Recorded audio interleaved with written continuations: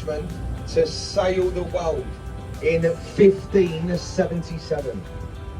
So Sir Francis Drake, and that's his ship there, the Golden Hind. Now if you look on the right, underneath the bridge, there's a glass box. And Suffolk Bridge.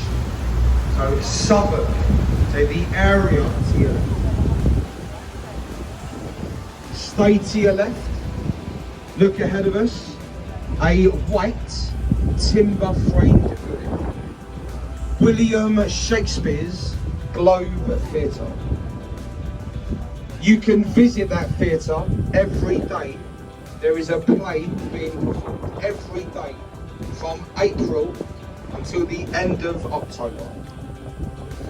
You could go there today and they are showing Romeo and Juliet this week. Now be careful, it's an old Millennium Footbridge. Look on the right, follow the bridge along, St Paul's Cathedral.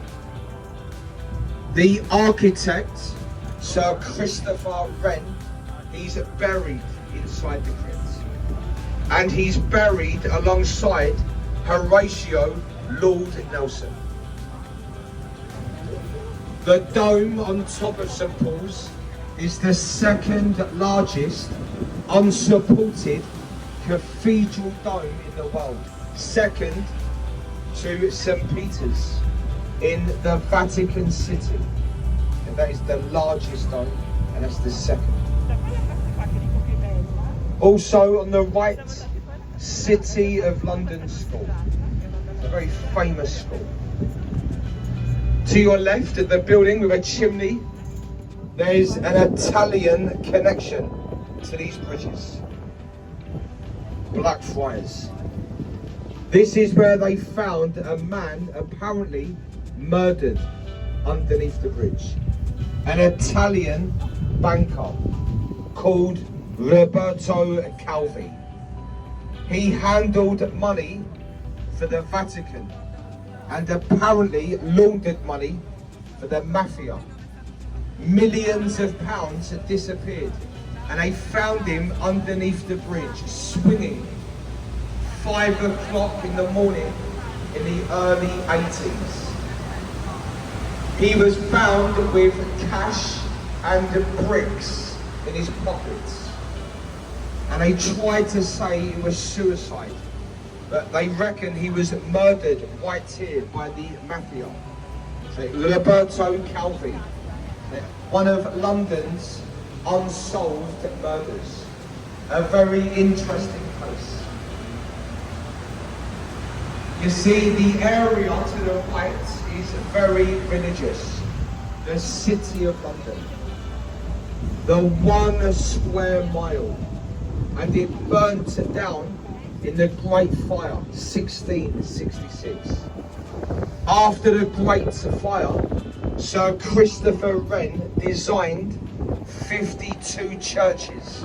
There's another red brick building. There's a tower with windows, OXO, OXO, a beef stock cube, a gravy granule. This stock, you add boiling water. So it's very famous in this country, OXO gravy. The warehouse is now apartments. On the roof,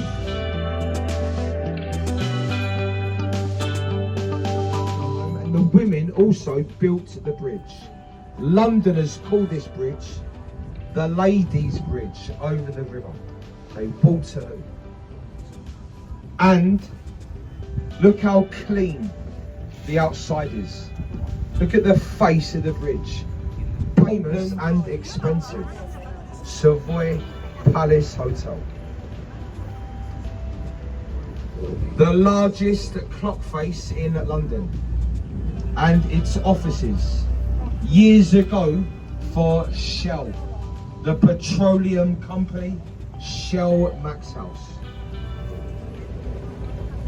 And with your cameras, I'm sure, on the right, the Egyptian obelisk, Cleopatra's Needle. over 3,000 years old. Made in Egypt, made in pairs. So there's two of them. The other one is in America, New York Central Park. And you can stand, but just try to make sure you're not blocking the view of others. You can stand at the back, that's fine. Just be aware, as people are taking photographs, that you're not blocking somebody's left. Is soundproofed. A concert hall, Royal Festival Hall, where the greats have performed. Pavarotti, Frank Sinatra, Whitney Houston, all performed in that.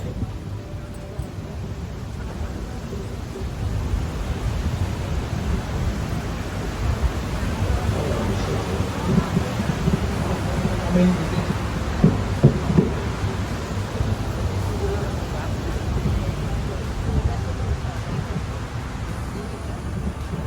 why would you say that? From his friend.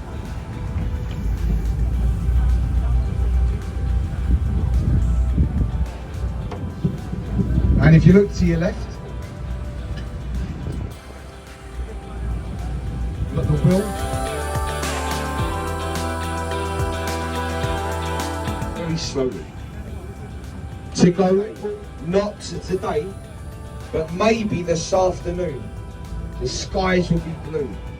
Great views.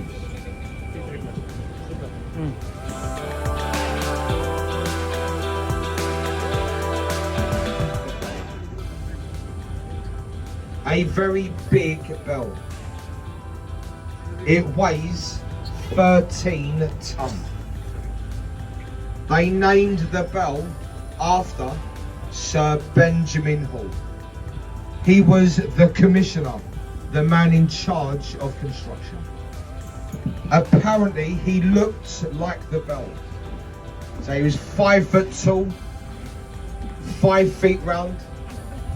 He looked like the bell, so they named the bell after him. Although one of London's best kept secrets, Benjamin, that wasn't his real first name.